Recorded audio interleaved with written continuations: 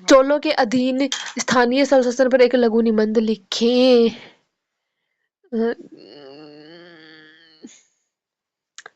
उत्तर मेरूर अभिलेखों से ज्ञात चोल काल के ग्राम प्रशासन का वर्णन कीजिए। सभाओं, सभा उर्स नगरम और उनकी समितियों वार्याम के साथ ग्राम स्वायत्तता की प्रणाली युगों से विकसित हुई और चोल शासन के दौरान अपनी परिणति पर पहुंच गई। उत्तर मेरूरू में परांतक प्रथम काल के 2 शिलालेख मिले हैं जिनमें ग्राम परिषदों का गठन और कार्यों का विवरण मिलता है। परांतक चोल के शासनकाल में लगभग 920 ईस्वी का यह शिलालेख भारत के इतिहास का एक उत्कृष्ट दस्तावेज है। यह 1000 वर्ष पूर्व कार्यरत ग्राम सभा का वास्तविक लिखित संविधान है। उत्तर मेरूर कांचीपुरम जिले में स्थित है। पल्लव राजा नंदीवर्मन द्वितीय ने 750 ईस्वी के आसपास इसकी स्थापना की। इसके बाद पल्लव, चोल, पांड्य, शंभुवरायर, विजयनगर राय नायकों ने इस पर शासन किया। गांव में 3 महत्वपूर्ण मंदिर हैं: सुंदरा वरदराज पेरुमल मंदिर, सुब्रमण्य मंदिर, कैलाश नाथ मंदिर। तीनों मंदिरों में बड़ी संख्या में शिलालेख हैं जिनमें राजराज चोल 985 से 1014 ईस्वी, उनके पुत्र राजेंद्र चोल, विजयनगर सम्राट कृष्णदेव राय के शासनकाल के शिलालेख उल्लेखनीय हैं। राजेंद्र चोल के साथ साथ कृष्णदेव राय ने भी उत्तर मेरूर का दौरा किया।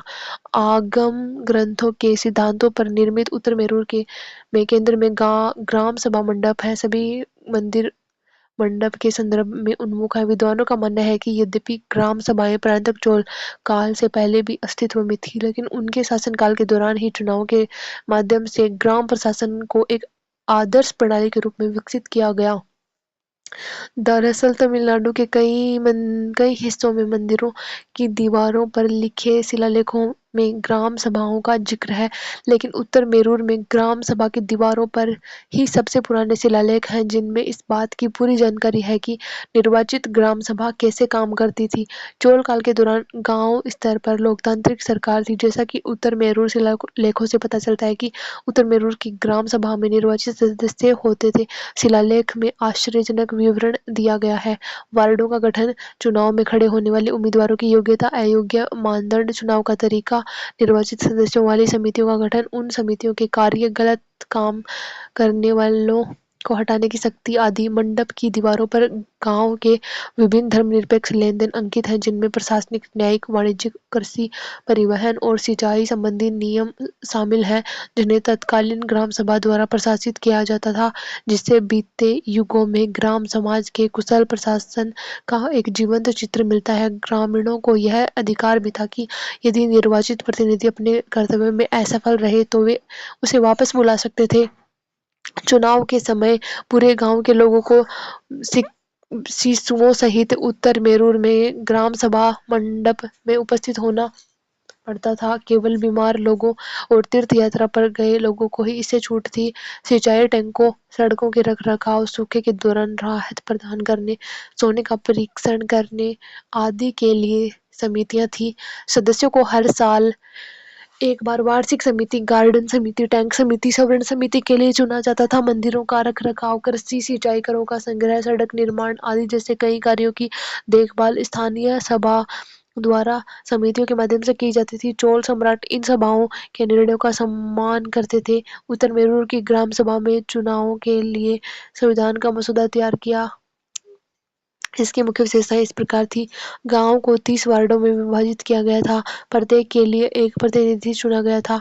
योग्यता और अयोग्यता, जो लोग चुनाव लड़ना चाहते थे उनके लिए विशिष्ट योग्यता निर्धारित की गई थी। योग्यता: 30 वार्डों में प्रत्येक वार्ड में रहने वाले लोग एकत्रित होंगे और निम्नलिखित योग्यता रखने वाले किसी भी व्यक्ति को पोर्ट टिकट कुड़ाव ओलाई के लिए चुनेंगे। उसके पास कर भुगतान योग्य भूमि का 1/4 वैली से अधिक हिस्सा होना चाहिए। उससे अपने ही भूखंड पर बने मकान में रहना होगा। उसकी आयु 70 वर्ष से कम और 35 वर्ष से अधिक होनी चाहिए। उसे मंत्र ब्रह्म को अवश्य जानना चाहिए अर्थात दूसरों को सिखाकर उसे अवश्य जानना चाहिए। यदि किसी के पास केवल 8वीं वैली भूमि भी हो तो उसे घड़े में डालने के लिए अपना नाम लिखवाना चाहिए।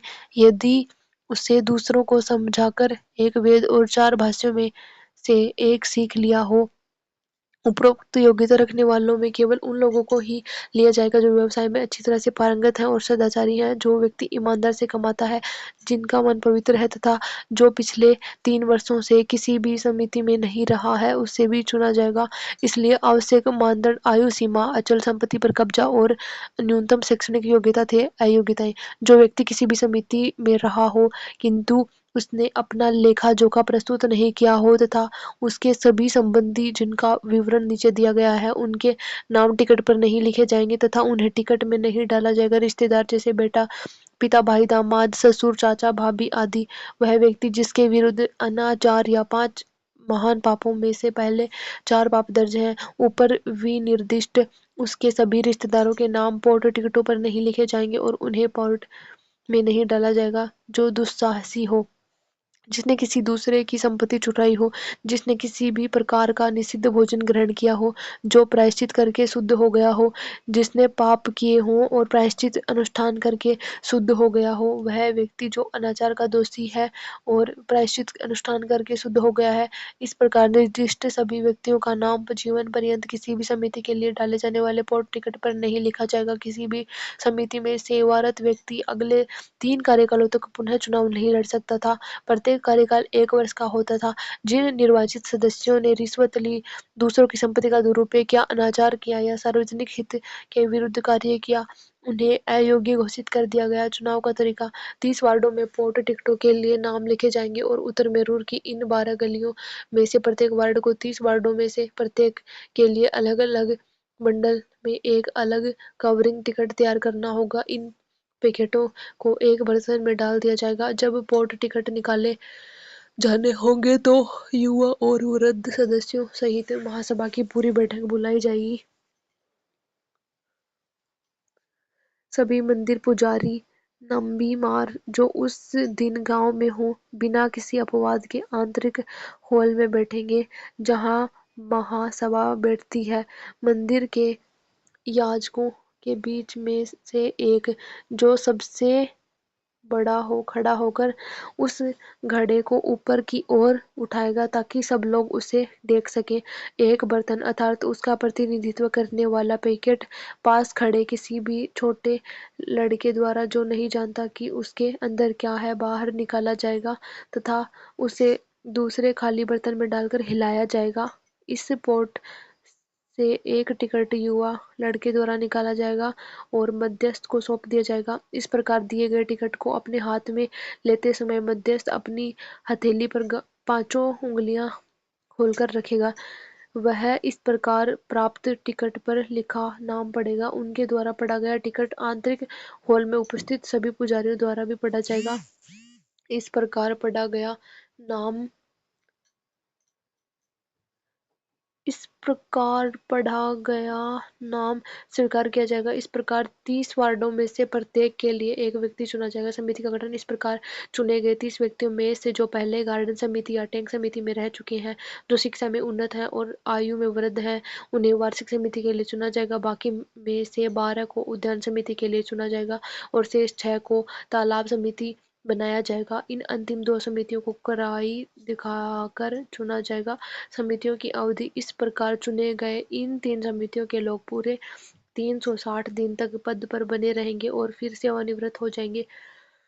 व्यक्तियों को हटाना: यदि समिति का कोई सदस्य किसी अपराध का दोषी पाया जाता है तो उसे तुरंत हटा दिया जाएगा। इन समितियों के हटाए जाने के पश्चात समितियों की नियुक्ति के लिए समिति के सदस्य मध्यस्थ की सहायता से एक बैठक बुलाएंगे। समितियों की नियुक्ति इस समझौते के क्रम के अनुसार टिकट निकालकर की जाएगी। पंचवारा और सवर्ण समितियां: पंचवारा समिति और सवर्ण समिति के लिए 30 वार्डों में बर्तन टिकटों के लिए नाम लिखे जाएंगे। कंवारिम टिकटों सहित 30 पैकेट एक पोर्ट में जमा किए जाएंगे तथा 30 पोर्ट टिकट निकाले जाएंगे जैसा कि पहले बताया गया है। चुने गए इन 30 टिकटों में से 24 सवर्ण समिति के लिए और शेष 6 पंचवर समिति के लिए होंगे। अगले वर्ष इन दोनों समितियों के लिए टिकट निकालते समय उन वार्डों को बाहर रखा जाएगा जिनका इन समितियों में से वर्ष पहले में प्रतिनिधित्व हो चुका है। जो गधे पर सवार हो और जिसने जालसाजी की हो वे अपात्र होंगे। लेखाकार की योग्यता: کوئی بھی مدھیستھ جس کے پاس ایمانداری سے کمائی ہوئی ہو وہ گاؤں کا لیکھا جوکھا لکھے گا۔ کسی بھی لیکھاکار کو اس پد پر تب تک دوبارہ نیوکت نہیں کیا جائے گا جب تک کہ وہ اپنے کاریہ کی اودھی کا لیکھا جوکھا بڑی سمیتی کے لوگوں کے سمکش پرستوت نہ کر دے اور یہ گھوشت نہ کر دیا جائے کہ وہ ایماندار ہے۔ جو کھاتے کوئی ویکتی لکھتا رہا ہے اسے سوئم پرستوت کرنا ہوگا تتھا اپنے بند کھاتے کے لیے کسی انیہ لیکھاکار کو نہیں نیوکت کرنا ہوگا۔ راجا کا آدیش: جب تک چاند اور سورج رہیں گے سمیتیوں کی نیوکتی ہمیشہ کیول ٹکٹ کے آدھار پر ہی ہوتی رہے گی۔ اس آشے کا راجکیہ پتر ہمیں پراپت ہوا تتھا دکھایا گیا جو سمراٹ دوارا کرپا پوروک جاری کیا گیا تھا، جو ودوانوں کا پریمی، ہاتھیوں کا پہلوان، ویروں کا شرومنی ہے، جس کے کاریہ ارتھات دان، دیویہ ورکش، یشسوی پرکیسری ورمن کے سمان ہیں۔ ادھیکاری اپستھت: شاہی آدیش پر چول سمراٹ کے ایک پرتینidھی نے سویدھان لکھتے سمے ساتھ بیٹھ کر اس سمجھوتے کو بنایا۔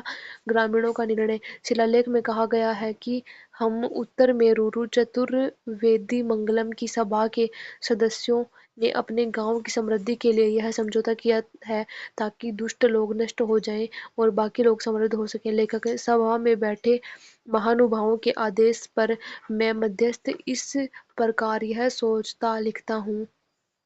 پرتیک ودھان سبھا اپنے سوئم کے سویدھان کے انوسار سوایت روپ سے کاریہ کرتی تھی، جو ریتی رواج اور اپیوگ پر آدھارت ہوتی تھی تتھا استھانیہ استر پر اپنے سدسیوں کی سمسیاؤں کا دھیان رکھتی تھی۔ ایک سے ادھک سبھاؤں کے لوگوں کو پربھاوت کرنے والے معاملوں میں آپسی وچار ومرش سے نرنے لیا جاتا تھا۔ استھانیہ سرکار نے لوگوں کو اپنی شکایتیں ویکت کرنے اور سمسیاؤں کو حل کرنے کا موقع دیا۔ اس سے گرام سبھاؤں کی لوکتانترک وشیشتائیں مضبوط ہوئیں، لیکن چول گرام سبھاؤں میں کیول کچھ ہی راجنیتک پرتھائیں لوکتانترک تھیں۔ چول شاسن ویوستھا پورنتঃ راجتنتراتمک تھی۔ کیندریہ سرکار اپنے ادھیکاریوں کے مادھیم سے سامانیہ پریویکشن کرتی تھی اور آپاتکالین استھتیوں میں گاؤں کے معاملے میں ہستکشیپ کرنے کا ادھیکار رکھتی تھی۔ گرام سبھاؤں کو کیندر سرکار کی نیتیوں کا دھیان رکھنا ہوگا۔ کچھ برہمن سبھاؤں اور چول دربار کے بیچ گھنشٹ سمبندھ تھے۔ اتر میرورو شیلالیکھ میں الیکھ ہے کہ سبھا کا پرستاو راجا دوارا وشیش روپ سے نیوکت ایک ادھیکاری کی اپستھتی میں کیا گیا تھا۔ تنجاور شیلالیکھوں سے پتہ چلتا ہے کہ راجراج پرتھم نے چول منڈلم کی سبھا کو ورہدیسور مندر کے وبھن پرکار کے سیوائیں کرنے کا آدیش جاری کیا تھا۔ انیہ کارک جو اچت لوکتنتر کی کمی کو انگت کرتے ہیں وہ ہیں: امیدواروں کا چناؤ متدان پرنالی کے بجائے لاٹ پرنالی کے مادھیم سے کیا گیا اور غیر برہمنوں کی گرام سبھا کے سدسیہ گاؤں کے کرداتا بھومی سوامیوں سے مل کر بنے تھے، جبکہ سبھا برہمنوں کی گرام سبھا کے معاملے میں سدسیہ سمپتی کے سوامیتو، پاریوارک پرشٹھ بھومی، شکشا اور اچھے آچرن جیسے ماندنڈوں دوارا شاست ہوتی تھی۔ نگرم ناڈو کے ویاپاریوں سے مل کر بنا استھانیہ نکائے تھا۔ وہ اپنے پدادھیکاریوں کے ساتھ بازار کیندروں کو نیترت کرتے تھے، دکانوں پر اپکر لگاتے تھے اور بازار کیندروں کے بھیتر وانجیہ کا آیوجن کرتے تھے۔ ایسے کئی لوگ تھے جنہیں چناؤ لڑنے سے روک دیا گیا تھا، جیسے اپرادھیوں کے رشتے دار جو پچھلے 3 برسوں سے کسی سمیتی میں تھے۔ ودھان سبھاؤں کے واستوک کام کاج کو کورم یا متدان دوارا نرنے کے سمبندھ میں کوئی سندربھ نہیں ملتا ہے۔ جل آپورتی کافی حد تک یہ نردھارت کرتی تھی کہ کن گاؤں میں سبھائیں ہوں گی، کہاں پر نہیں۔ جو گاؤں کاویری ندی بیسن کے مدھیہ چھیتر میں تھے وہ سیدھے شاہی نینترن میں تھے، جبکہ جو چھیتر دور تھے اور ششک چھیتر میں استھت تھے وہ سوایت تھے اور ان میں سب شاشی سنستھائیں تھیں۔ اس لیے گرام سبھاؤں کو آدھنک ارتھوں میں لوکتانترک نہیں کہا جا سکتا، کیونکہ زمینی استر پر لوکتنتر نرپیکش نہیں تھا۔ چول کے کیندریکرت پرشاسنک ڈھانچے کا استھانیہ سوشاسن کے ساتھ سمایوجن: عام طور پر چول سمراٹ ان سبھاؤں کے نرنیوں کا سمان کرتے تھے۔ پرتیک سبھا اپنے سوئم کے سویدھان کے انوسار سوایت روپ سے کاریہ کرتی تھی، جو ریتی رواج اور اپیوگ پر آدھارت ہوتی تھی تتھا استھانیہ استر پر اپنے سدسیوں کی سمسیاؤں کا دھیان رکھتی تھی۔ ایک سے ادھک سبھاؤں کے لوگوں کو پربھاوت کرنے والے معاملوں میں آپسی وچار ومرش کے آدھار پر نرنے لیا جاتا تھا۔ کیندر سرکار اپنے ادھیکاریوں کے مادھیم سے سامانیہ پریویکشن کرتی تھی اور آپاتکالین استھتیوں میں گاؤں کے معاملوں میں ہستکشیپ کرنے کا ادھیکار رکھتی تھی۔ گاؤں کی سبھاؤں کو کیندر سرکار کی نیتیوں کو دھیان میں رکھنا پڑتا تھا۔ کچھ برہمن سبھاؤں اور چول دربار کے بیچ گھنشٹ سمبندھ تھے۔ اتر میرور شیلالیکھوں میں کہا گیا ہے کہ سبھا کا پرستاو راجا دوارا وشیش روپ سے نیوکت ایک ادھیکاری کی اپستھتی میں کیا جاتا تھا۔ تنجاور شیلالیکھوں سے پتہ چلتا ہے کہ راجراج پرتھم نے چول منڈلم کی سبھا کو ورہدیسور مندر میں وبھن پرکار کی سیوائیں کرنے کا آدیش جاری کیا گیا تھا۔ مہتوپورن برہمدیہ کو تنیور کا درجہ دیا گیا۔ تنیور کا مطلب ہے الگ گاؤں۔ انہیں سوتنتر اکائی مانا گیا اور انہیں کافی کاریاتمک سوایتتا دی گئی۔ جو گاؤں کاویری ندی بیسن کے مدھیہ چھیتر میں تھے انہیں سیدھے شاہی نینترن میں رکھا گیا، جبکہ جو چھیتر دور استھت تھے، ششک چھیتر میں استھت تھے، انہیں سوایت رکھا گیا اور ان میں سب شاشی سنستھائیں تھیں۔ نگرم جیسے استھانیہ सभाएं व्यापार और बाजारों को विनियमित करने में राजशाही के एजेंट के रूप में काम करती थी। राजस्व का आकलन और संग्रहण उर सभा और नगरम जैसी स्थानीय सभाओं द्वारा किया जाता था, जो राजस्व को केंद्रीय को सौंप देते थे। विधानसभा इकाइयों के माध्यम से स्थानीय प्रशासन ने कई सरकार का बोझ काफी हद तक हल्का कर दिया। इससे न केवल लोगों को अपनी शिकायतें व्यक्त करने और समस्याओं को हल करने का मौका दिया, इसने राज्य के आधार को मजबूत किया, क्योंकि इसके विरोध को किया गया, लोग मा, क्योंकि लोग मामलों के लिए सरकार को जिम्मेदार नहीं ठहरा सकते थे। कहा जाता है कि चोलों ने स्थानीय स्तर पर स्वशासन के तत्व के साथ एक मजबूत और सुव्यवस्थित प्रशासन स्थापित किया था। क्या आप इस बात से सहमत हैं?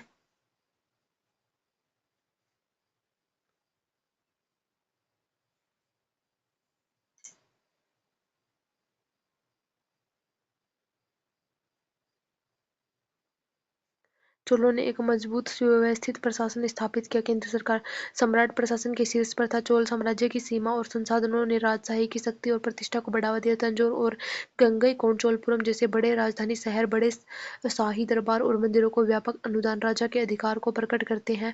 उन्होंने प्रशासन की दक्षता बढ़ाने के लिए शाही दौरे किए। पेरुदनम और सिरुदनम नामक विभिन्न अधिकारियों से युक्त विस्तृत प्रशासनिक मशीनरी थी। राजस्व प्रशासन भूमि राजस्व विभिन्न अच्छी तरह से संगठित था। इसे पुरुवुप्रीथिनेक्कलम कहा जाता था। राजस्व के आकलन के लिए सभी भूमि का सावधानीपूर्वक सर्वेक्षण और वर्गीकरण किया जाता था। गांव के आवासीय हिस्से को उरनट्टम कहा जाता था। ये और अन्य भूमि जैसे कि मंदिरों की भूमि कर से मुक्त थी।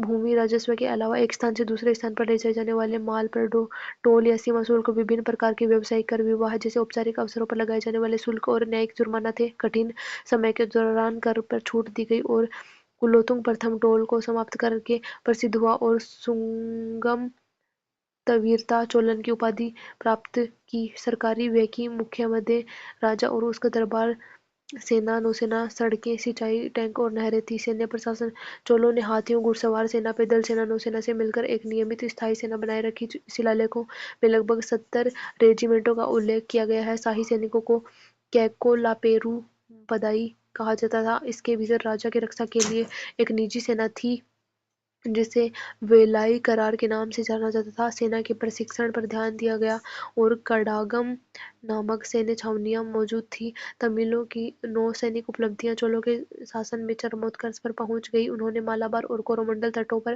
नियंत्रण कर लिया। वास्तव में बंगाल की खाड़ी चोलों की झील बन गई। प्रांतीय प्रशासन चोल साम्राज्य मंडलम में विभाजित था और प्रत्येक मंडलम वलनाडु या नाडु में विभाजित था। प्रत्येक नाडु में कई स्वायत्त गांव थे। शाही राजकुमार या अधिकारी मंडलम के प्रभारी थे। वलनाडु पेरियानाटूर के अधीन थे और नाडु नट्टूर के अधीन था। स्थानीय सरकार चोल काल में स्थानीय शासन विभिन्न स्तरों पर कॉरपोरेट सभाओं के हाथों में था। इन सभाओं के कामकाज को लोकतांत्रिक और स्वशासी बताया गया है। सभा उर और नगरम स्थानीय सभाओं के प्रमुख प्रकार थे, जिनमें स्वशासन के कई तत्व थे। नगरम नाडु के व्यापारियों से मिलकर बना स्थानीय निकाय था। वे नगरकन कनक्कू जैसे अपने स्वयं के पदाधिकारियों के साथ बाजार केंद्रों को नियंत्रित करते थे, दुकानों पर उपकर लगाते थे और बाजार केंद्रों के भीतर वाणिज्य का आयोजन करते थे। सभा ब्राह्मणों की सभा थी, जो ब्राह्मदेव गांवों पर शासन करती थी। उत्तर मेरूर शिलालेखों से पता चलता है कि उत्तर मेरूर गांव की सभा में निर्वाचित सदस्य होते थे। मंदिरों के रखरखाव, कृषि, सिंचाई, करों का संग्रह, सड़क निर्माण आदि जैसे कई काम स्थानीय सभा द्वारा कई समितियों के माध्यम से देखे जाते थे।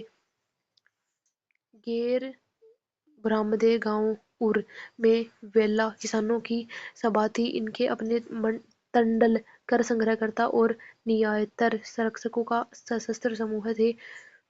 पुलिस व्यवस्था भी इन सभाओं के कर्तव्यों का एक हिस्सा थी, जिसे आमतौर पर पड्डीकप्पर क्षेत्रीय पुलिस के नाम से जाना जाता था। प्रत्येक विधानसभा अपने स्वयं के संविधान के अनुसार स्वायत्त रूप से कार्य करती थी, जो रीति रिवाज और प्रथा पर आधारित होती थी तथा स्थानीय स्तर पर अपने सदस्यों की समस्याओं का समाधान करती थी। एक से अधिक विधानसभाओं के लोगों को प्रभावित करने वाले मामलों में आपसी विचार विमर्श के आधार पर निर्णय लिया जाता था। मंदिर ब्रह्मदेव और गैर ब्रह्मदेव गांवों में प्रमुख ब्राह्मण संस्था थी, जो क्रमशः सभा और उर की समितियों के माध्यम से सामान्य देखरेख में थी, लेकिन स्थानीय सभाएं पूरी तरह से सबशासी नहीं थीं। केंद्रीय सरकार अपने अधिकारियों के माध्यम से सामान्य पर्यवेक्षण करती थी और आपातकालीन स्थितियों में सभाओं के मामले में हस्तक्षेप करने का अधिकार रखती थी। सभाओं को केंद्र सरकार की नीतियों को ध्यान में रखना पड़ता था। उत्तर मेरूर शिलालेख में कहा गया है कि सभा का प्रस्ताव राजा द्वारा विशेष रूप से नियुक्त एक अधिकारी की उपस्थिति में बनाया गया था। दर्शाइए कि चोल काल में भारत की प्रशासनिक व्यवस्था बहुत उच्च स्तर पर पहुंच गई थी।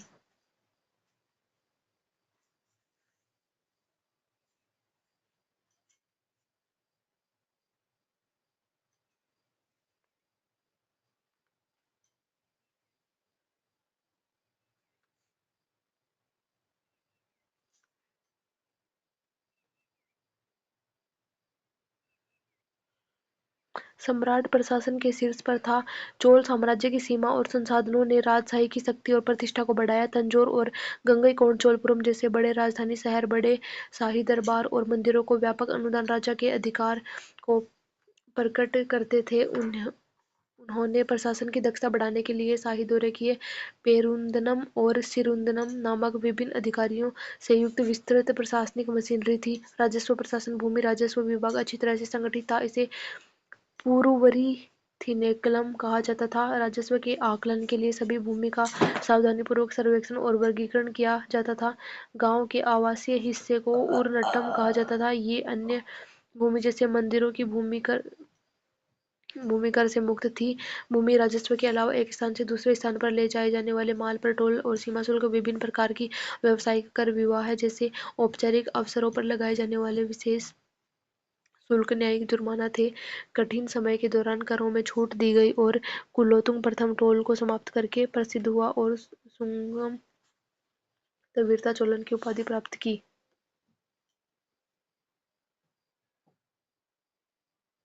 चोलों के अधीन ग्राम सभाओं और समुदायों को वास्तव में किस हद तक लोकतांत्रिक कहा जा सकता है? भारत के बाहर भारतीय संस्कृति के विस्तार में चोलों के योगदान का आकलन करें।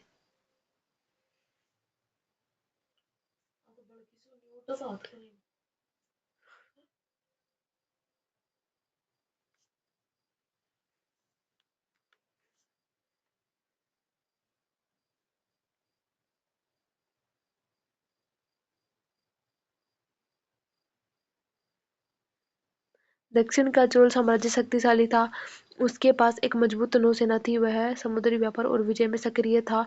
नौसेना और समुद्री व्यापार ने भारत के बाहर भारतीय संस्कृति के विस्तार में मदद की, खासकर दक्षिण पूर्व एशियाई देशों में। चोलों का बाहरी दुनिया से संपर्क राज प्रथम के दिनों में बंगाल की खाड़ी को चोलों की झील कहा जाता था। उसने मालदीव, अंडमान और निकोबार द्वीप समूह और जावा, सुमात्रा, बोर्नियो और मलाया जैसे कई अन्य छोटे द्वीपों पर कब्जा कर लिया। भारत और दक्षिण पूर्व एशिया के बीच व्यापार ने दक्षिण पूर्व एशिया और चीन के भारतीयकरण में मदद की। कंबोज देश कंबोडिया के राजा ने चोल सम्राट को एक सजावटी रथ भेजा, संभवतः उसे प्रसन्न करने के लिए ताकि उनका सामरिक ध्यान मलाया प्रायद्वीप से आगे न बढ़े। चीनी सांग राजवंश की रिपोर्ट की चोल से एक दूतावास वर्ष 1077 ईस्वी में चीनी दरबार में पहुंचा और संभावित राजा का नाम तिहुआकियालो कुलोथुंगा चोल था। यह दूतावास एक व्यापारिक उद्यम था और आगंतुकों के लिए अत्यधिक लाभदायक था, जो कांच की वस्तुओं और मसालों सहित श्रद्धांजलि के सामान के बदले में 81,800 तांबे के सिक्कों की माला लेकर लौटते थे। 1015 से 1033 में राजेंद्र प्रथम ने राजनयिक मिशन भेजे और चीनी सम्राट ने चोल साम्राज्य को महान सहायक राज्यों में से एक के रूप में मान्यता दी। अंगकोरवाट के निर्माता सूर्यवर्मन द्वितीय ने कुलोतुंग को एक बहुमूल्य रत्न भेजा, जिसे उन्होंने 1114 में चिदम्बरम के मंदिर को दान कर दिया। बर्मी राजा क्यानजिट्टा ने चोल शासकों को सुनहरे पन्नों पर एक पत्र लिखा था। सुमात्रा में पाया गया एक खंडित तमिल शिलालेख, जिसकी तिथि 1088 ईस्वी है, चोल साम्राज्य के एक प्रसिद्ध व्यापारी संघ का नाम देता है। اس سے संकेत मिलता है कि उस समय सक्रिय विदेशी व्यापार होता था। श्रीलंका में पाए गए उत्तम चोल के एक प्रारंभिक चांदी के सिक्के पर भी चोलों का बाग प्रतीक दर्शाया गया है। भारतीय संस्कृति का विस्तार। मूर्तियाँ। सुमात्रा के उत्तरी तट पर दिल्ली के पुराने बंदरगाह में बुद्ध की महान मूर्तियाँ थीं जो चोल शैली के स्थानीय रूप को दर्शाती थीं। हाल ही में उसी स्थान पर शुद्ध चोल शैली में हिंदू भगवान गणेश की एक भव्य प्रतिमा बनाई गई है। मध्य सुमात्रा के प्रसिद्ध पदांग लवास मंदिर के पास 4 भुजाओं वाले लोकनाथ और तारा की छोटी लेकिन बेहद प्रभावशाली चोल शैली की कांस्य मूर्तियाँ मिली हैं। इन मूर्तियों पर संस्कृत और तमिल शब्दों के अलावा पुराने मलय शब्दों का संक्षिप्त शिलालेख है जो साबित करता है कि ये मूर्तियाँ भारत से आयातित नहीं थीं बल्कि स्थानीय स्तर पर बनाई गई थीं। भाषा। चोल काल के दौरान संस्कृत, पाली, तमिल जैसी भारतीय भाषाओं ने दक्षिण पूर्व एशिया की भाषाई और बौद्धिक संस्कृतियों पर काफी दीर्घकालिक प्रभाव डाला। इंडोनेशिया में आज भी चोलों के साथ अपने संबंधों को लेकर काफी सम्मान है। इंडोनेशियाई संग्रहालय एक पुरानी रूसी व्हिस्की क्लास पनडुब्बी में स्थित है जिसका नाम पोसो पोटी था जो हिंदू भगवान शिव के नाम में से एक है। चोल नौसेनाओं द्वारा फैलाए गए सांस्कृतिक संबंध अभी भी विद्यमान है। इंडोनेशियाई नौसेना का आदर्श वाक्य जला सेवा जयमबे है जिसका संस्कृत में अर्थ है समुद्र पर हम गौरवशाली हैं। थाईलैंड में अयुत्या के खंडहरों का नाम अयोध्या के नाम पर रखा गया है। मंदिर वास्तुकला। Vietnam, Cambodia, Indonesia, Malaysia, Sri Lanka में द्रविड़ वास्तुकला पर आधारित मंदिरों में कई उदाहरण मौजूद हैं। जावा के प्रम्बानन में हिंदू मंदिर परिसर में द्रविड़ वास्तुकला का स्पष्ट प्रभाव दिखाई देता है। कंबोडिया में अंगकोर वाट दुनिया के सबसे बड़े हिंदू बौद्ध मंदिरों में से एक है जिसमें भी द्रविड़ वास्तुकला शैली दिखाई देती है। चोल और दक्षिण पूर्व एशियाई देशों के बीच महान कूटनीतिक संबंध जिसने दक्षिण भारत के महान व्यापारी संघों को अपने अंतरराष्ट्रीय व्यापार को निर्बाध रूप से संचालित करने में सक्षम बनाया होगा, जिसने संस्कृति को और अधिक विकास प्रदान किया। चोलों द्वारा बाहरी दुनिया के साथ स्थापित संपर्क बाद के समय में भी जारी रहे, जिससे भारतीय संस्कृति का और अधिक विस्तार हुआ। चोलों के अधीन शहरीकरण के विकास में नाडु और नगरम की भूमिका का मूल्यांकन करें।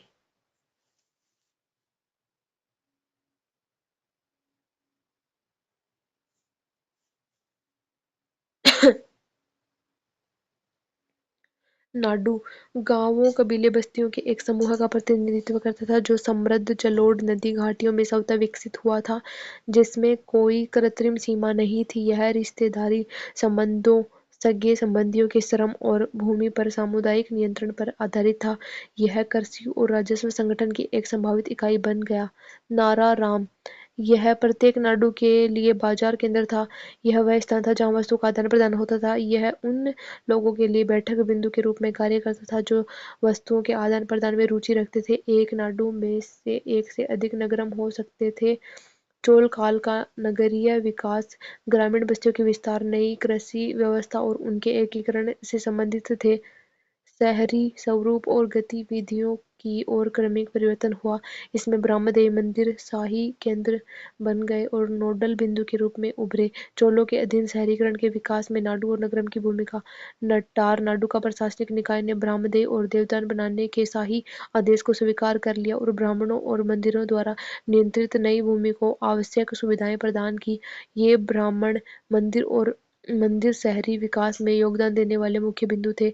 ब्रह्मदेव और मंदिर ने कृषि गतिविधियों के विस्तार को बढ़ावा दिया तथा उत्पादन के अधिक गहन संगठन ने ब्रह्मदेव मंदिर केंद्रों में बड़ी आबादी को सहारा दिया।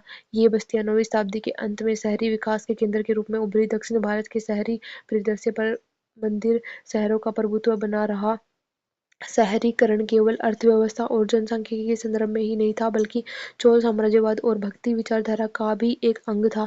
नाडु में कृषि के विस्तार और अधिशेष उत्पादन ने व्यवसायीकरण को आसान बना दिया। नगरम ने प्रचलित बंद ग्रामीण अर्थव्यवस्था को तोड़ने में मदद की और न केवल नाडु की विनिमय प्रणाली में सहायता की, बल्कि अंतर नाडु विनिमय और अंतर क्षेत्रीय विनिमय के लिए एक मिलन बिंदु के रूप में भी कार्य किया।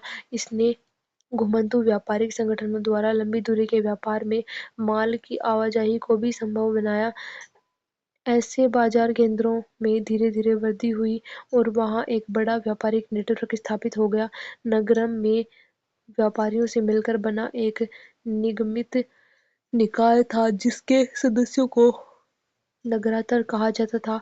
नगरम संगठन ने स्थानीय बाजारों को बनाए रखने, माल के प्रवाह की निगरानी करने और नाडु और घुमंतू व्यापारियों के बीच एक नियमित संपर्क प्रदान करने वाले स्थानीय निकाय का चरित्र चित्रण किया। इस प्रकार नाडु और उसके रिश्तेदारी के संबंध के अलगाव को तोड़ दिया। नगरमों का प्रसार चोल शक्ति के विस्तार के साथ साथ हुआ। मध्य चोल काल के दौरान विपणन और व्यापार में विशेषज्ञता के कारण व्यापारिक गतिविधियों में और अधिक विविधता के रूप में नगरम संगठन के भीतर एक परिवर्तन हुआ। इस प्रकार वस्त्रों के व्यापार के लिए सलिया नगरम और सत्तुम परिषद नगरम जैसे विशेषज्ञ उभरे। तेल और घी के आपूर्तिकर्ताओं के रूप में संकरपादि नगरम, समुद्री व्यापारियों का प्रतिनिधित्व करने वाला परागा नगरम समूह और वानी नगरम तेल व्यापारियों के एक बड़े संगठन के रूप में। कई नगरम व्यापार मार्गों और वितरण बिंदुओं पर स्थित थे जो तिसाई, अयिटू, एन्नूरुवर के यात्रा व्यापार को जोड़ते थे। मणिग्रामम और अंजुवन्नम बड़े शहरी केंद्रों में विकसित हुए। यद्यपि नाडु और नगरम ने शहरीकरण के विकास में महत्वपूर्ण भूमिका निभाई, लेकिन ऐसे अन्य कारक भी थे जिन्होंने शहरीकरण के विकास के लिए उपयुक्त वातावरण तैयार किया। बंदरगाह के विकास, टोल शासकों द्वारा चीन के साथ दूतावासों का आदान प्रदान, टोल का उन्मूलन, विजय की शाही नीति, मंदिरों का योगदान, व्यापारिक संघ, एरी वीरपट्टन या चार्टर्ड व्यापारिक शहर, मुद्रीकरण आदि जैसे व्यापार को बढ़ावा देने के लिए जानबूझकर शाही नीति।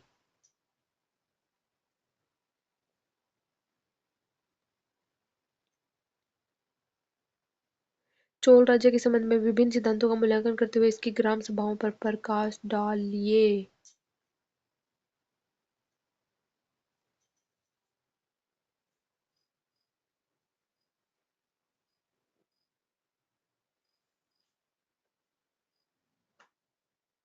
चोल राज्य की प्रकृति को कई मॉडलों के माध्यम से समझाया गया है, जैसे केंद्रीकृत राज्य मॉडल, खंडित राज्य मॉडल, सामंती राज्य मॉडल। खंडीय राज्य मॉडल की अवधारणा को सबसे पहले मानव विज्ञानी एडन डब्ल्यू साउथहोल ने अफ्रीकी समाज के एक खास वर्ग के राजनीतिक संगठन का वर्णन करने के लिए विकसित किया था। खंडीय राज्य की अवधारणा की सबसे पहले इतिहासकार बर्टन स्टीन ने दक्षिण भारत के चोल और विजयनगर की राजनीति में लागू किया था। खंडीय राज्य मॉडल: खंडित राज्य राज्य की राजनीतिक संरचना का एक रूप है जो निश्चित भूभाग, केंद्रीकृत प्रशासन और दमनकारी शक्ति वाले केंद्रीकृत राज्य के विचार के विपरीत है। खंडीय राज्य में अच्छी तरह से परिभाषित क्षेत्र का अभाव होता है और इसकी विशेषता कई केंद्र और डोमेन होते हैं। इनमें से प्रत्येक केंद्र के पास स्वायत्त प्रशासनिक अधिकार और कुछ हद तक राजनीतिक शक्ति होती है। प्रत्येक आर्थिक रूप से भी काफी हद तक स्वायत्त होता है और हालांकि संसाधन, कर और श्रद्धांजलि के रूप में खंडित संरचना के पदानुक्रमिक स्तरों के बीच प्रवाहित होते हैं, लेकिन ऐसे प्रवाह अक्सर सीमित होते हैं। पारंपरिक और खंडीय दृष्टिकोणों के बीच मुख्य अंतर स्थानीय संगठनों की प्रकृति, उनकी स्वायत्तता की डिग्री और केंद्रीय नियंत्रण की सीमा पर आधारित है। राजनीतिक या تھک کے بجائے جو چیز ان کھنڈوں کو ایک راجیہ میں ڈالتی ہے وہ ہے ایک سمپربھو ستا، وشیش روپ سے ایک پوتر ستا، ایک انوشٹھان کیندر اور وید راجیہ کی سویکرتی۔ چول راجیہ کے لیے کھنڈیہ راجیہ ماڈل کی پرایوجتا۔ بی اسٹین نے بتایا کہ راشٹریہ اتہاسکاروں دوارا چول راجیہ کو ایک مضبوط کیندریکرت نوکرشاہی راجتنتر کے روپ میں مہیمانڈت کرنے اور ایک ساتھ مضبوط استھانیہ سوشاشی سنستھا کی پرشنسا کرنے کے بیچ اسنگتی تھی۔ چول راجیہ کے لیے انہوں نے پوتر راجتو، کھنڈیہ راجیہ، کرشک سماج اور کرشک راجیہ کی اوتارنا پر زور دیا اور کہا کہ یہ نوکرشاہی والا راجیہ نہیں تھا۔ بھو راجسو کیول سیمت چھیتر سے ہی وصولا جاتا تھا اور راجیہ اپنی جیوکا کے لیے لوٹ پاٹ پر نربھر تھے۔ انہوں نے چول استھائی سینا کے استتو سے بھی انکار کیا اور ترک دیا کہ سینیہ شکتی کسانوں، ویاپاریوں اور کاریگروں سہت وبھن سموہوں کے بیچ وترت ہو گئی تھی۔ اس پرنالی کے تحت چولوں کے لیے ناڈو راجیہ کا ایک کھنڈ ہے جس کے الگ تھلگ پرمکھ اور سوایت اکائیاں ہوتی ہیں، اس لیے سمپورن راجیہ پرنالی کئی راجیہ کھنڈوں دوارا چنہت ہے۔ ناڈو ایک روپ اور ایک جٹ اکائیوں چھیتروں کے روپ میں ونش اور رشتے داری سمبندھوں دوارا چنہت ہے۔ ناڈو سوایت اکائیوں کے روپ میں پرمکھوں اور پرشاسنک تنتر دوارا چنہت ہے۔ ناڈو کی تین شریلیاں، کیندریہ، مدھیستھ، پریدیہ سمپربھوتا کے دو پرکار، راجنیتک سمپربھوتا، واستوک نینترن، انوشٹھانک سمپربھوتا، ویچارک پربھاو۔ کاویری ڈیلٹا چھیتر میں استھت مدھیہ ناڈو کو پردھان کیندر کے روپ میں جانا جاتا ہے۔ مدھیہ ناڈو اور اس کے باہر چول راجنیتک سمپربھوتا کے ساتھ ساتھ انوشٹھانک سمپربھوتا بھی مہتوپورن ہو گئی۔ انوشٹھان سمپربھوتا کو مضبوط بنانے سے شیلالیکھ، بھومی انودان، شاہی سیو پنتھ اور راجا مندر کی وبھن پرتماؤں کا نرماण کرنا۔ اس پرنالی کے انترگت راجنیتک پرشاسنک اکائیوں، کیندریکرت نوکرشاہی، راجسو، سینیہ آدی جیسے کیندریکرت تنتر دوارا کیندریکرت راجیہ ماڈل وشیشتاؤں کا نشید کیا جاتا ہے۔ بی اسٹین کے کھنڈیہ ماڈل کی سمسیائیں۔ یہ ماڈل افریقہ میں آدیواسی سماج کو سمجھانے کے لیے بنایا گیا ہے، اس لیے یہ سبھیتا کے رجحانوں کے ساتھ ایک اتیہدک استریکرت سماج کے انوکول نہیں ہے۔ اس کا مطلب یہ ہے کہ یہ سبھی سماج پر لاگو نہیں ہو سکتا۔ یہ ماڈل چول راجیہ کی راجنیتک ارتھ ویوستھا کی ویاکھیا نہیں کرتا ہے جس نے راجا راج چول، راجندر چول جیسے شاسکوں دوارا بڑے پیمانے پر سینیہ ابھیان کے لیے سمرتھن آدھار تیار کیا۔ یہ اس سمے کی آرتھک پرنالی کے ساتھ ورودھاباس پیدا کرتا ہے جیسے چھیتریہ انتراشٹریہ گلڈوں کا سنچالن، نانا دیسی انجمنم، منی گرانم آدی جیسے ویاپاری سنگھ استتو میں تھے۔ یہ سنگھ تبھی سمبھو ہے جب کسی پرکار کی کیندریکرت ویوستھا ہو، نہ کہ چھوٹی سوایت اکائیاں کھنڈ ہوں، کیونکہ یہ سنگھ اتنے چھوٹے چھیتروں میں سوتنتر روپ سے کام نہیں کر سکتے۔ راج راج چول کے کال سے پرمکھوں کا اچ ادھیکاری کے روپ میں کرمک روپانترن ہوا۔ چول راجتو کو پورنتہ پوتر ماننا کٹھن ہے۔ راجنیتک سمپربھوتا اور انوشٹھانک سمپربھوتا ایک دوسرے سے جڑی ہوئی ہیں اور چولوں کو واستوک اور ویچارک دونوں طرح کا پربھاؤ پراپت تھا۔ یدپی یدھ اور لوٹ پراچین اور پرارمبک مدھیہ یوگین سامراجیہ کی راجنیتی کا ابھن انگ تھے، لیکن موریہ، گپت ساتواہن اور چول جیسے سامراجیوں کا نرماణ اور استھائیتو یہ درشاتا ہے کہ وہ چھٹ پٹ لوٹ پاٹ ابھیانوں سے کہیں ادھک پر آدھارت تھے۔ اس کال میں کسی پرکار کا پرشاسنک ڈھانچہ اور راجسو اوسرچنا موجود تھی۔ بی اسٹین پربھاوی راجنیتک یا بل پوروک شکتی کو کیندریکرت نینترن سمجھ کر بھرمت کرتے ہیں۔ ان کے وچار کیندریکرت راجتنتر کے وچار کے پرتی اتیہ وادی پرتکریا پرتیت ہوتے ہیں۔ ایک کیندریکرت راجیہ کے روپ میں چول، سرو راشٹر وادی اتہاسکار کے اے نیل کنٹھ شاستری دوارا پرستوت۔ اس ماڈل کے انترگت استھانیہ استر پر سوایت ودھان سبھاؤں دوارا چنہت کیندریکرت راجیہ، ادویتیہ مشرن، راجا کو سرووچ ادھیکاری ماننا، منتری پریشد، ادن کٹم، نوکرشاہی، دو سنورگوں دوارا پرتنیدھتو، پیروندرم اچ کیڈر، سیروندرم نمن کیڈر، کیندریکرت سینیہ، کیندریکرت راجسو پرنالی۔ جیوتس ادھیکاریوں کا ویتن کے روپ میں دی جانے والی بھومی کو کہتے ہیں۔ لیڈڈ میگنیٹ کو راجیہ ایجنٹ کے روپ میں شامل کیا گیا۔ استھانیہ سردار چھوٹے بڑے راجا راج چول کے شاسن کال کے دوران اس کے بعد لمبے سمے تک راجیہ پدادھیکاری کے روپ میں دکھائی دیتے تھے۔ راجیہ کا راجنیتک پرشاسنک اکائیوں میں وبھاجن اور اوروہی کرم میں تھے۔ منڈلم والناڈو، ناڈو یا کورم گاؤں۔ تنیور کا سندربھ، جو ایک بڑا وشال گاؤں چھیتر تھا جسے الگ राज्यत्व इकाई के रूप में बनाया गया था।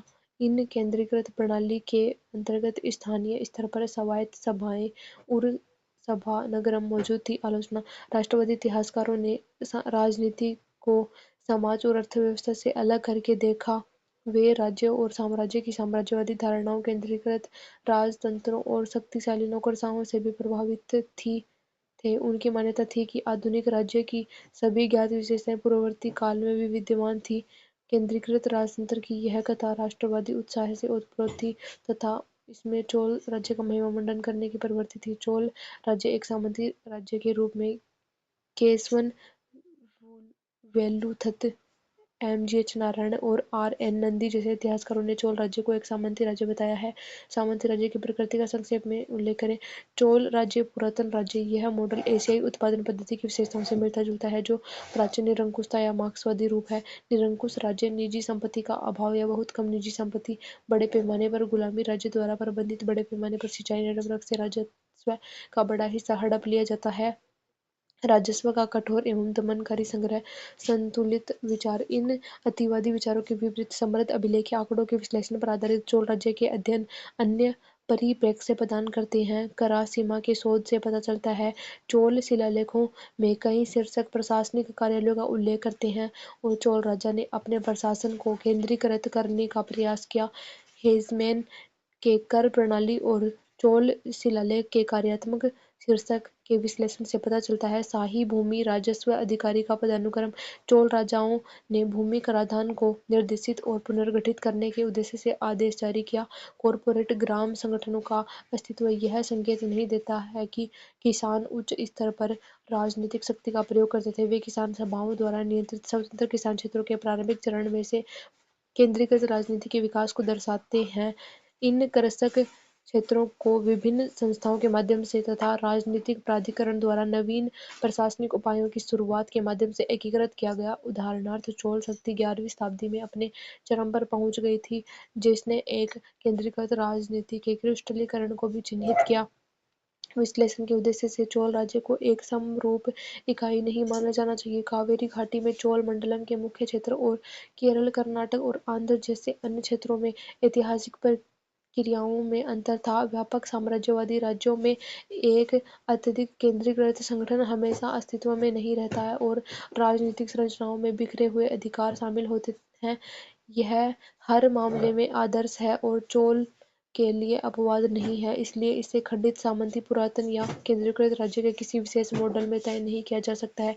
चोल ग्राम सभा या उनकी समितियों वरीयम के साथ ग्राम स्वायत्तता की प्रणाली युगों से विकसित हुई और चोल शासन के दौरान अपनी परिणति पर पहुंच गई। उत्तर मेरूरू में परांतक प्रथम के काल में 2 शिलालेख मिले हैं, जिनमें ग्राम परिषदों के गठन और कार्यों का विवरण दिया गया है। पुस्तक परंतक चोल 907 से 955 ईस्वी के शासनकाल में 920 ईस्वी के आसपास का यह शिलालेख भारत के इतिहास का एक उत्कृष्ट दस्तावेज है। यह 1000 साल पहले काम करने वाली ग्राम सभा का एक वास्तविक लिखित संविधान है। उत्तर मेरूर कांचीपुरम जिले में स्थित है। पल्लव राजा नंदीवर्मन द्वितीय ने 750 ईस्वी के आसपास इसकी स्थापना की। आगम ग्रंथों के सिद्धांतों पर निर्मित उत्तर मेरूर में केंद्र में ग्राम सभा और मंडप और सभी मंदिर मंडप के संदर्भ में उन्मुख है। विद्वानों का मानना है कि यद्यपि ग्राम सभाएं परांतक चोल काल से पहले भी अस्तित्व में थी, लेकिन उनके शासनकाल के दौरान ही चुनावों के माध्यम से ग्राम प्रशासन को एक आदर्श प्रणाली के रूप में विकसित किया गया। दरअसल तमिलनाडु में कई हिस्सों में मंदिर की दीवारों पर लिखे शिलालेखों में ग्राम सभाओं का जिक्र है, लेकिन उत्तर मेरूर में ग्राम सभा के दीवारों पर ही सबसे पुराने शिलालेख हैं, जिनमें इस बात की पूरी जानकारी है कि निर्वाचित ग्राम सभा कैसे काम करती थी। चोल काल के दौरान गांव स्तर पर लोकतांत्रिक सरकार थी, जैसा कि उत्तर मेरूरू शिलालेखों से पता चलता है कि उत्तर मेरूरू की गांव सभा में निर्वाचित सदस्य होते थे। शिलालेख में आश्चर्यजनक विवरण दिया गया है। वार्डों का गठन, चुनाव में खड़े होने वाले उम्मीदवारों की योग्यता अयोग्यता मानदंड, चुनाव का तरीका, निर्वाचित सदस्यों वाली समितियों का गठन, उन समितियों के कार्य, गलत काम करने वाले को हटाने की शक्ति आदि। मंडप की दीवारों पर गांव के विभिन्न धर्मनिरपेक्ष लेन देन अंकित हैं, जिनमें प्रशासनिक, न्यायिक, वाणिज्यिक, कृषि परिवहन और सिंचाई संबंधी नियम शामिल हैं, जिन्हें तत्कालीन ग्राम सभा द्वारा प्रशासित किया जाता था, जिससे बीते युगों में ग्राम समाज के कुशल प्रशासन का एक जीवंत चित्र मिलता है। ग्रामीणों को यह अधिकार भी था कि यदि निर्वाचित प्रतिनिधि अपने कर्तव्य में असफल रहे तो वे उन्हें वापस बुला सकते थे। चुनाव के समय पूरे गांव के लोगों को शिशुओं सहित उत्तर मेरूर में ग्राम सभा मंडप में उपस्थित होना पड़ता था। केवल बीमार लोगों और तीर्थयात्रियों को लोगों को ऐसा करने से छूट थी। सिंचाई टैंकों, सड़कों के रखरखाव, सूखे के दौरान राहत प्रदान करने, सोने का परीक्षण करने आदि के लिए समितियां थी। सदस्यों को हर साल एक बार वार्षिक समिति, गार्डन समिति, टैंक समिति, श्रवण समिति के लिए चुना जाता था। मंदिरों का रखरखाव, कृषि, सिंचाई, कर संग्रह, सड़क निर्माण आदि जैसे कई काम स्थानीय सभा द्वारा समितियों के माध्यम से देखे जाते थे। चोल सम्राट इन सभाओं के निर्णयों का सम्मान करते थे। उत्तर मेरूर की ग्राम सभा में चुनावों के लिए संविधान का मसौदा तैयार किया। इसका मुख्य विशेषता इस प्रकार थी: गांवों को 30 वार्डों में विभाजित किया गया था। प्रत्येक के लिए एक प्रतिनिधि चुना गया। जो लोग चुनाव लड़ना चाहते थे उनके लिए विशिष्ट योग्यता निर्धारित की गई थी। आवश्यक मानदंड आयु सीमा, अचल संपत्ति का स्वामित्व व न्यूनतम शैक्षणिक योग्यता थे। जो लोग निर्वाचित होना चाहते थे उनकी आयु 35 वर्ष से अधिक और 70 वर्ष से कम होनी चाहिए। केवल वे लोग चुनाव लड़ सकते थे जिनके पास कर योग्य भूमि थी। एक अन्य शर्त यह थी कि ऐसे मालिकों के पास कानूनी रूप से स्वामित्व वाली भूमि पर बना मकान होना चाहिए, सार्वजनिक भूमि पर नहीं। किसी भी समिति में से अवरत व्यक्ति अगले 3 कार्यकालों तक पुनः चुनाव नहीं लड़ सकता था। प्रत्येक कार्यकाल 1 वर्ष का होता था। जिन निर्वाचित सदस्यों ने रिश्वत ली, दूसरों की संपत्ति का दुरुपयोग किया, अनाचार किया या सार्वजनिक हित के विरुद्ध कार्य किया, उन्हें अयोग्य घोषित कर दिया गया। प्रत्येक विधानसभा अपने स्वयं के संविधान के अनुसार स्वायत्त रूप से कार्य करती थी, जो रीति रिवाज और उपयोग पर आधारित होती थी तथा स्थानीय स्तर पर अपने सदस्यों की समस्याओं का ध्यान रखती थी। एक से अधिक सभाओं के लोगों को प्रभावित करने वाले मामलों में आपसी विचार विमर्श से निर्णय लिया जाता था। स्थानीय सरकार ने लोगों को अपनी शिकायतें व्यक्त करने और समस्याओं को हल करने का मौका दिया। इससे ग्राम सभाओं की लोकतांत्रिक विशेषताएं मजबूत हुई। लेकिन चोल ग्राम सभाओं में केवल कुछ ही राजनीतिक प्रथाएं लोकतांत्रिक थी। चोल शासन व्यवस्था पूर्णतया राजतंत्रात्मक थी। केंद्रीय सरकार अपने अधिकारियों के माध्यम से सामान्य पर्यवेक्षण करती थी और आपातकालीन स्थितियों में गांव के मामलों में हस्तक्षेप करने का अधिकार रखती थी। ग्राम सभाओं को केंद्र सरकार की नीतियों का ध्यान में रखना होगा। कुछ ब्राह्मण सभाओं और चोल दरबार के बीच घनिष्ठ संबंध थे। उत्तर मेरूर शिलालेख में उल्लेख किया गया है कि सभा का प्रस्ताव राजा द्वारा विशेष रूप से नियुक्त और अधिकारी की उपस्थिति में किया गया था। तंजावुर शिलालेखों से पता चलता है कि राजा राज प्रथम ने चोल मंडलम की सभा को बृहदेश्वर मंदिर में विभिन्न प्रकार की सेवाएं प्रदान करने का आदेश जारी किया था। अन्य कारक जो उचित लोकतंत्र की कमी को इंगित करते हैं वे हैं: उम्मीदवारों का चुनाव मतदान प्रणाली के बजाय लाट प्रणाली के माध्यम से किया गया और गैर ब्राह्मणों की गांव सभा के सदस्य गांव के करदाता भूमि स्वामियों से मिलकर बने थे, जबकि सभा ब्राह्मणों की ग्राम सभा के मामले में सदस्यता, संपत्ति के स्वामित्व, पारिवारिक पृष्ठभूमि, शिक्षा और अच्छे आचरण जैसे मानदंडों द्वारा शासित होती थी। ऐसे कई लोग थे जिन्हें चुनाव लड़ने से रोक दिया जाता था, जैसे अपराधियों के रिश्तेदार जो पिछले 3 वर्षों में किसी भी समिति के थे। विधानसभाओं के वास्तविक कामकाज के कोरम या मतदान द्वारा निर्णय के संबंध में कोई संदर्भ नहीं मिलता है। जलापूर्ति काफी हद तक यह निर्धारित करती थी कि किन गांवों में सभाएं होंगी और कहां पर नहीं। जो गांव कावेरी नदी बेसिन के मध्य क्षेत्र में थे वे सीधे शाही नियंत्रण में थे, जबकि जो क्षेत्र दूर थे और शुष्क क्षेत्र में स्थित थे वे स्वायत्त थे और उनमें स्वशासी संस्था थी। इसलिए ग्राम सभाओं को आधुनिक अर्थों में लोकतांत्रिक नहीं कहा जा सकता और जमीनी स्तर पर लोकतंत्र निरपेक्ष नहीं था। चोल के केंद्रीकृत प्रशासन ढांचे का स्थानीय स्वशासन के साथ समायोजन। आमतौर पर चोल सम्राट इन सभाओं के निर्णयों का सम्मान करते थे। प्रत्येक सभा अपने स्वयं के संविधान के अनुसार स्वायत्त रूप से कार्य करना करती थी, जो रीति रिवाज और उपयोग पर आधारित होती थी। स्थानीय स्तर पर अपने सदस्यों की समस्याओं का ध्यान रखती थी। एक से अधिक सभाओं के लोगों को प्रभावित करने वाले मामलों में आपसी विचार विमर्श के आधार पर निर्णय लिया जाता था। केंद्र सरकार अपने अधिकारियों के माध्यम से सामान्य पर्यवेक्षण करती थी और आपातकालीन स्थितियों में गांव के मामलों में हस्तक्षेप करने का अधिकार रखती थी। गांव की सभाओं को केंद्रीय सरकार की नीतियों को ध्यान में रखना पड़ता था। कुछ ब्राह्मण सभाओं और चोल दरबार के बीच घनिष्ठ संबंध थे। उत्तर मेरूर शिलालेख में कहा गया है कि सभा का प्रस्ताव राज्य द्वारा विशेष रूप से नियुक्त एक अधिकारी की उपस्थिति में किया जाता था। तंजावुर शिलालेखों से पता चलता है कि राजराज प्रथम ने चोलमंडलम की सभा को बृहदेश्वर मंदिर में विभिन्न प्रकार की सेवाएं करने का आदेश जारी किया था। महत्वपूर्ण ब्राह्मणदेव को तन्नियूर का दर्जा दिया गया। तन्नियूर का मतलब है अलग गांव। उन्हें स्वतंत्र इकाई माना जाता था। उन्हें काफी कार्यात्मक स्वायत्तता दी गई थी। जो गांव कावेरी नदी बेसिन के मध्य क्षेत्र में थे उन्हें सीधे शाही नियंत्रण में रखा गया, जबकि जो क्षेत्र जो शुष्क क्षेत्र में स्थित थे उन्हें स्वायत्त रखा गया और उनमें स्वशासी संस्थाएं थीं। नगरम व्यापारियों जैसी संस्थाएं सभाएं, व्यापार और बाजारों को विनियमित करने में राजशाही के एजेंट के रूप में काम करती थीं। राजस्व का आकलन और संग्रहण उर-सभा और नगरम जैसी संस्थाएं सभाओं द्वारा किया जाता था, जो राजस्व को केंद्र को सौंप देते थे। विधानसभा इकाइयों के माध्यम से स्थानीय प्रशासन ने केंद्र सरकार का बोझ काफी हद तक हल्का कर दिया। इसने न केवल लोगों को अपनी शिकायतें व्यक्त करने और समस्याओं को हल करने का मौका दिया, इसने राज्य का आधार को मजबूत किया, क्योंकि इसके विरोध को कम किया गया, क्योंकि लोग मामलों के लिए सरकार को जिम्मेदार नहीं ठहरा सकते थे।